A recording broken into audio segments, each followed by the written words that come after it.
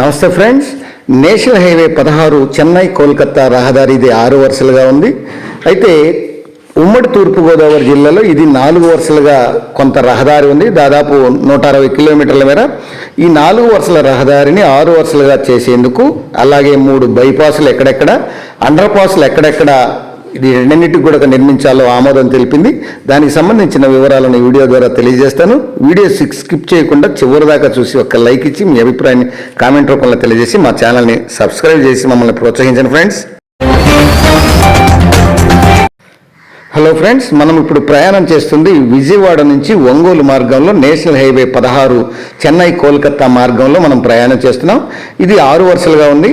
అయితే కొన్ని జిల్లాల్లో ఉమ్మడి తూర్పుగోదావరి జిల్లాల్లో ఈ నేషనల్ హైవే 16 అనేది 4 వరుసలుగానే ఉంది. కొన్ని చోట్ల దాని విస్తరణకు అడుగులైతే పడుతున్నాయి. ఇది అనకాపల్లిలోని డైట్ ఇంజనీరింగ్ కళాశాల వద్ద 741.25 కిలోమీటర్ల నుంచి ప్రారంభమై తూర్పుగోదావరి జిల్లా దివాన్ చెరువు వరకు 901 కిలోమీటర్ల వరకు మొత్తం 160 కిలోమీటర్ల ఈ రహదారిని ఇది 4 వరుసలుగా ఉంది. అయితే దీన్ని 6 వరుసలుగా నిర్మిస్తున్నారు. ఇందుకు 3,800 కోట్ల రూపాయలు అయితే మంజూరు చేశారు.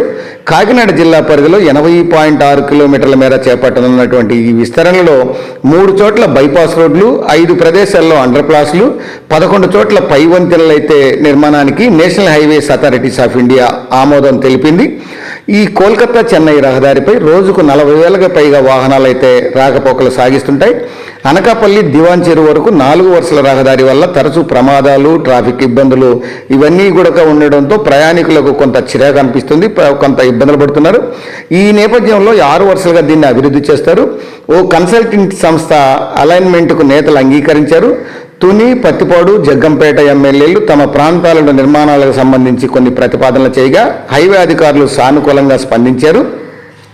ఇప్పుడు 1వ బైపాస్ వచ్చి అనకాపల్లి జిల్లా వడ్డిమెట్ట దగ్గర మొదలై పెదరామచంద్రాపురం మీదుగా తుని డిగ్రీ కళాశాల దాటాగా చేవూరు వద్ద నేషనల్ హైవే రహదారిని అయితే కలుస్తుంది. 7.7 కిలోమీటర్ల మేర దీన్ని నిర్మిస్తారు. ఇక బైపాస్ 2 వచ్చేసి ఎర్రవరం వద్ద 3 కిలోమీటర్ల దూరం నిర్మిస్తారు. ఇక బైపాస్ 3 వచ్చేసి జగ్గంపేట వద్ద 10 కిలోమీటర్ల నిర్మాణం చేస్తారు.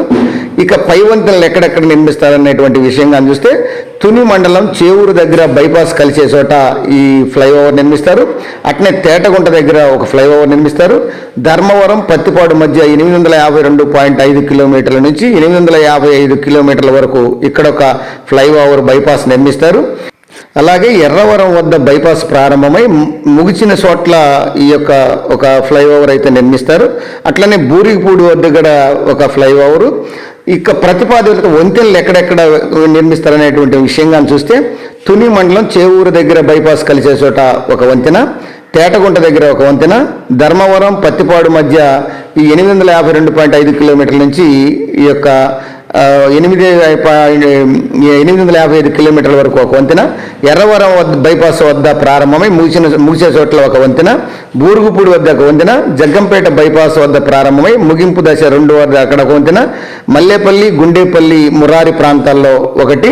ఇక అండర్ పాస్లు ఎక్కడెక్కడ విషయం నిర్మిస్తారనేటువంటి విషయం చూస్తే తేటగుంట క్రాస్ రోడ్డు వద్ద ఒక under pass, Annavaram under pass ఇరువైపులా సర్వీస్ రోడ్లు, శంఖవరం వెళ్ళే క్రాస్ రోడ్డు, పత్తిపాడు, వివేకానంద విగ్రహం దగ్గర పాదచారులకు అండర్ పాసులు, అట్లనే జడ్రంగంపేట వెళ్ళేటువంటి క్రాస్ రోడ్డు దగ్గర ఒక అండర్ పాసులు అయితే నిర్మిస్తారు.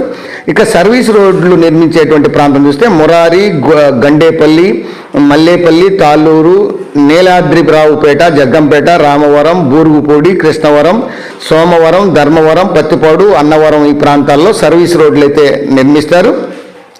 అది ఫ్రెండ్స్ 4 వరుసలుగా ఉన్నటువంటి నేషనల్ హైవే చెన్నై కోల్కతాలో ఈ ఉన్నటువంటి దివాన్ చెరువు రోడ్డు, అట్లానే ఈ అనకాపల్లి రోడ్డుని మొత్తం దీన్ని 6 వరుసలుగా చేయడం కోసం, అట్లనే 3 బైపాస్ని నిర్మించడం కోసం, అండర్ పాస్లు ఎక్కడెక్కడ నిర్మిస్తారనేటువంటి అంశం కూడా తెలియజేశాను.